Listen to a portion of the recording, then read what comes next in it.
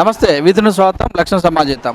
శ్రీ విరాట్ విశ్వబ్రహ్మణ పరిరక్షణ సమితి ఆధ్వర్యంలో మరి విశ్వబ్రహ్మలు ఎవరైతే వాళ్ళు ప్రజాప్రతినిధులు గెలిచిన వాళ్ళందరూ కూడా ఒక గూటికి తీసుకొని వచ్చి మరి సికింద్రాబాద్లో ఉన్నటువంటి విశ్వబ్రహ్మణ భవన్లో సన్మాన కార్యక్రమం చేశారు. ముఖ్య అతిథిగా మధుసూదనాచారి గారు వచ్చారు. మరి ఇక్కడ మదన్ మోహన్ గారు ఉన్నారు. వారిని మరికొన్ని విషయాలు చెప్తున్నాం.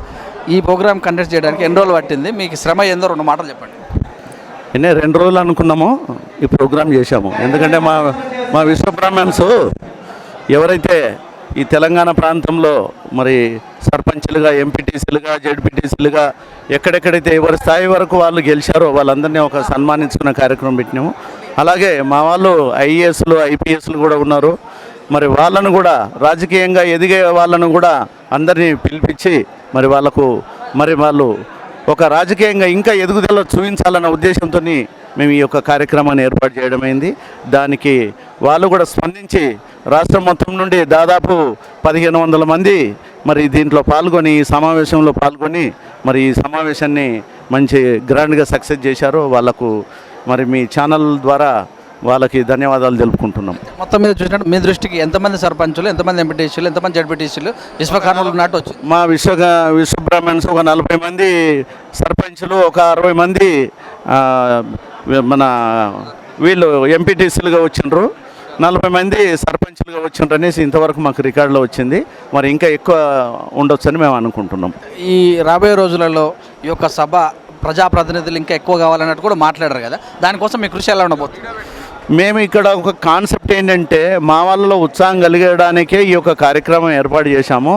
ఇక ముందు మేము ఇప్పుడు ఇది రాష్ట్ర లెవెల్లో ఒక చిన్న మా సంఘంలోనే స్టార్ట్ చేసాం, మా సంఘ భవనంలోనే. ఇంకా మేము ప్రతి ఏరియా వైజ్గా, డివిజన్ వారీగా కూడా మరి అన్ని కాన్స్టిట్యున్సీల్లో, నియోజకవర్గాల్లో మరి ఇలాంటి ప్రోగ్రాములు చేసుకుంటాం. మా వాళ్ళు హైదరాబాద్ నగరంలో 2 లక్షల మంది మరి మా వృత్తులు చేసుకున్న వాళ్ళు ఉన్నారు. మరి వాళ్ళందరినీ దృష్టిలో పెట్టుకొని మేము 150 డివిజన్స్లో కూడా డివిజన్కి ఇలాంటి ప్రోగ్రాం పెట్టాలని మేము నిశ్చయించుకున్నాము. అతి త్వరలోనే మళ్ళీ మేము ఏం చేయాలనేది కూడా మేము తెలియపరుస్తాం. లాస్ట్ టైం మీరు సికింద్రాబాద్ నుంచి, భూపాలపల్లి నుంచి మధుసూదనాచారి గారు, కలకుర్తి నుంచి ఆచార్య గారు నిలవడం జరిగింది. విజయ తీరాలకు వచ్చారనిపించింది, కానీ సక్సెస్ కాలేకపోయారు. మరి ఈ తీర్మానం సందర్భంగా మీరు ఏం చెప్పగలుగుతారు? అంటే మా వాళ్ళు వివిధ పార్టీలలో ఉన్నారు, ఒక్కొక్కరు ఒక్కొక్క పార్టీలో ఉండి మరి ఆ పార్టీల పరంగా మా వాళ్ళు చీలిపోయారు.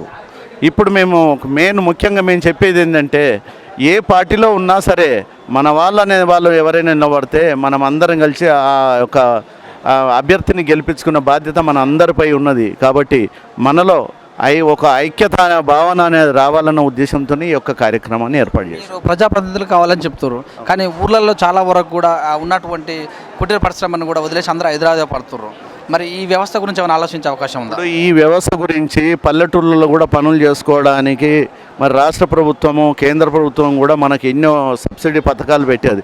అది మనం ఉపయోగించుకునే ఆలోచన దిశగా కాకుండా మాకు ఇది రాలేదు, ప్రభుత్వం నుండి మాకు అది రాలేదని అంటారు. 50,000 వరకు ఎవరైతే తక్కువ అమౌంట్ మరి అప్లై చేసుకున్నారో వాళ్ళందరికీ వచ్చినవి. ఒక్కొక్కరు ఎక్కువ అత్యాశకు 5 లక్షలు, 10 లక్షలు కూడా పెట్టుకున్నారు.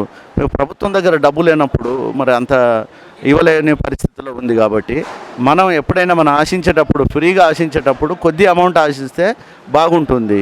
మరి ఆ ప్రభుత్వం కొంత 50,000 వరకు అప్లై ఎవరైతే చేసుకున్నారో వాళ్ళందరికీ కూడా ఇవ్వడం జరిగింది. మనం నెక్స్ట్ ఏదైనా ఇప్పుడు ఒక ప్రభుత్వం ఒక ప్రణాళిక అనేది ఏర్పాటు చేస్తుంది. అది మనకి ఏ రకంగా మనం ఇప్పుడు గురుకుల పాఠశాలలు ఉన్నవి, మన పిల్లల్ని చదివించలేని పరిస్థితుల్లో మనం గురుకుల పాఠశాలలో మనం జాయిన్ చేయాలి. మరి 100కు పైన మరి గురుకుల పాఠశాలలు 119 గురుకుల పాఠశాలలు ఇప్పుడు రన్ అవుతున్నవి. మరి ఆ పాఠశాలలో మనం మన పిల్లల్ని జాయిన్ చేయించుకోవాలి. మనం ప్రైవేటు పాఠశాలలో మనం మరి జాయిన్ చేయించుకుంటాం. ఎందుకంటే ప్రైవేటు పాఠశాలలో చదువు బాగుంటుంది, ఒక గవర్నమెంట్ పాఠశాలలో బాగుండదని ఒక మనకు ఆలోచన. మరి ఇప్పుడు అట్లా కాదు, ప్రభుత్వం కూడా చర్యలు తీసుకుంటుంది. ప్రభుత్వం నుండి మనం ఎలాంటి లబ్ధి వచ్చినా మనం చేకూర్చుకునే విధంగా మనం ఉమ్మడిగా మనం ప్రయత్నం చేస్తేనే అవుతుంది. ఏదైనా ఒక విషయం గురించి మనం మాట్లాడాలంటే ఒక 4-5 పోతే ఎవరు స్పందించరు. అదే 100 మంది పోయినారు అనుకోండి, ఒక మినిస్టర్ అయినా స్పందిస్తాడు, ఒక అధికారి అయినా స్పందిస్తాడు. మనం అధికారాన్ని ఏదైనా మనం ఒక లబ్ధి తీసుకోవాలనుకుంటే, ప్రభుత్వం ద్వారా వచ్చే లబ్ధిలు ఏవి తీసుకోవాలన్నా మనం అందరం ఉమ్మడిగా మనం ప్రయత్నం చేయాలని నా ఉద్దేశం. ఇప్పటికే ఉన్నటువంటి ప్రజాప్రతినిధులకు, సర్పంచులకు కూడా కొన్ని అధికారాలు రాలని కూడా పోరాడుతున్నారు. ఈ సభ ద్వారా ఏమైనా చెప్పగలరా మీరు? తప్పనిసరిగా వాళ్ళకు వస్తవి. సర్పంచులు కూడా సర్పంచుల ఫోరం అనేది ఏర్పాటు చేసుకున్నారు. వాళ్ళకు ఇప్పుడు వాళ్ళకి ఏది చెక్ పవర్ లేదు. చెక్ పవర్ లేకపోతే గ్రామాభివృద్ధి చెందదు. గ్రామంలో వాళ్ళకు ఫండ్ ఉన్నా సరే చెక్కు దగ్గర పెట్టుకోవాలి. చెక్ బుక్ డ్రాలు వేసుకొని లాగేసుకోవడమే అవుతుంది. దాని చెక్ పవర్ అతి త్వరలోనే ఇస్తారని మేము ఆశిస్తున్నాం. ముఖ్య తీర్మానం ఈ సభ గురించి ముఖ్య తీర్మానాలు ఏమైనా ఉన్నాయా? ఇది మా యొక్క కమ్యూనిటీలో మా వాళ్ళు డెవలప్ కావాలి. రాజకీయంగా అయినా ఒక లబ్ధి తీసుకోవడానికి ఏదైనా ప్రభుత్వం ద్వారా వచ్చే ఏ పథకాలైనా మా వాళ్ళకి ఏ రకంగా చెందుతాయన్న ఒక మంచి ఆలోచనతో ఈ యొక్క కార్యక్రమాన్ని ఏర్పాటు చేశాం. 50 రోజులలో మరి ఎలా ఉండబోతుంది? దేని కారణం? మేము తెలంగాణ ప్రాంతంలో దాదాపు 30 లక్షల మంది ఉన్నాము. మరి 2014 లెక్కల ప్రకారము మా జనాభా తక్కువ చూపించారు. ఎందుకంటే మేము 5 వృత్తులు చేసుకునే వాళ్ళము. కమ్మర, వడ్రంగి, కంచర, మరి శిల్పులు, ఏ దేవాలయాలు నిర్మించేటువంటి శిల్పులు, మరి బంగారం పని చేసుకునే ఏదైతే స్వర్ణకారులు ఉన్నామో 5 వృత్తులు చేసుకునే వాళ్ళం ఉన్నాము.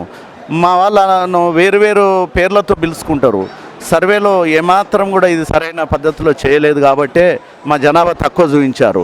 మా జనాభా 30 లక్షలకు పైనే ఉన్నది తెలంగాణలో. హైదరాబాద్ నగరంలో 2 లక్షల జనాభా ఉంది. అలాగే అన్ని 33 జిల్లాల్లో జనాభా లక్ష పెట్టుకున్నా 50 వేలు పెట్టుకున్నా గ్రామ స్థాయిలో నుండి అందరినీ చూసుకుంటే కూడా మా వాళ్ళ జనాభా అనేది చాలా ఉంది.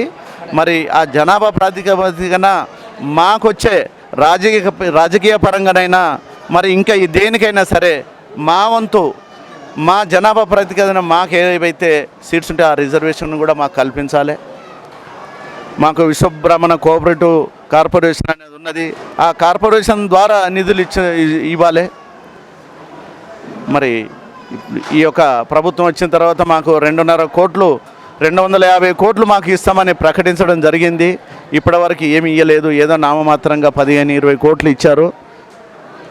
మరి ఇప్పుడైనా మరి కేసీఆర్ గారు ముఖ్యమంత్రి గారు స్పందించి మరి మా యొక్క బాగోగుల గురించి మరి ఆయనకు బాగా తెలుసు. విశ్వబ్రాహ్మణులు అంటే చరిత్రలో మరి తెలంగాణ సాధనలో జయశంకర్ సారే కానివ్వండి, శ్రీకాంతాచారి మరి యొక్క త్యాగఫలమే కానివ్వండి, మరి మా విశ్వకర్మల యొక్క సేవ అనేది కేసీఆర్ గారికి ముఖ్యమంత్రి గారికి మరి ఉపయోగపడే విధంగా మేము ప్రతి విషయంలో కూడా ఆయనకు తోడు ఉన్నాము.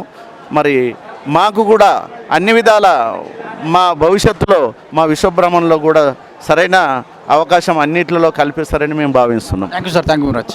ఇదండి మరి ఇప్పటివరకు జరిగినటువంటి సభ నుంచి మనకు వేములవాడ మదన్ మోహన్ గారు తెలియజేశారు. చూస్తుండే విత్ న్యూస్ కెమెరామెన్ మనసుతో మీ సురేష్ దండం.